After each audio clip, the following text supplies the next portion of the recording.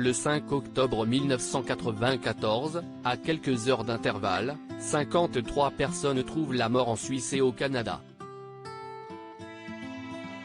Journaliste pour le Paris Match suisse, comment apprenez-vous qu'il s'agit d'adeptes d'une secte? Arnaud Béda, par la police, qui nous annonce d'abord que les cadavres font partie de la secte du Temple du Soleil, confusion avec l'album de Tintin j'imagine. À l'époque, le grand public ne connaît rien de l'ordre du Temple solaire, et de ses 500 adeptes dans le monde. En Suisse, on les range pudiquement dans la catégorie nouveau mouvement religieux. Vous commencez à enquêter sur la partie canadienne. Oui, je pars dès le lendemain pour Québec, où le Temple solaire est bien plus connu que chez nous. J'ai retrouvé une vidéo de propagande des années 80, tournée dans leur communauté. On y voit des bobos avant l'heure, discutant agriculture bio et révélations cosmiques. Le problème, si est-il que ces doudingues ont été manipulés par la folie mortifère de leur gourou. Vous avez étudié les écrits et les conférences de Luc Jouret et Joseph Di Mambro, les deux leaders de l'eau.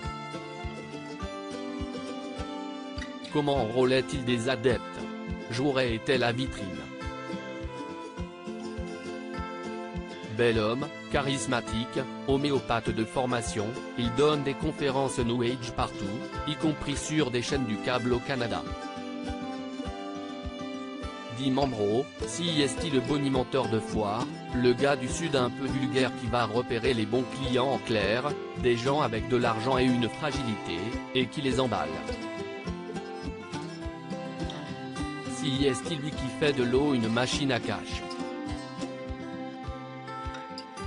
Luc Jouret et Joseph Di Mambro ont entraîné avec eux dans la mort 61 adeptes persuadés de transiter vers Sirius, 6, et 11 enfants. Qu'est-ce ce qui précipite la fin de l'eau? D'abord, au début des années 90, certains adeptes ont commencé à demander des comptes. Trop d'argent donné à l'ordre venait nourrir le train de vie ostentatoire de Di Mambro.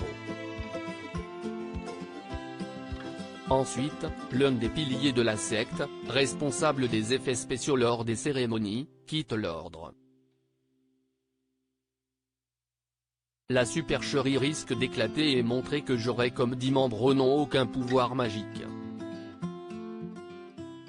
Ils organisent donc ce pseudo-suicide collectif où ils vont en fait tuer les prêtres.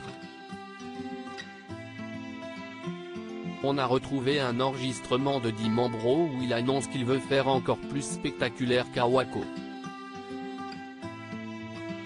Un temps soupçonné d'être le numéro 3 de l'eau, Michel Tabachnik, chef d'orchestre, a été relaxé en 2006. Quelle est votre conviction aujourd'hui? Je ne pense pas qu'il savait que des massacres se préparaient. Je pense même qu'il n'a eu la vie sauve que parce qu'il était en concert à l'époque des massacres du 5 octobre 1994. 82 adeptes d'une secte américaine ont trouvé la mort après l'assaut du FBI, en 1993.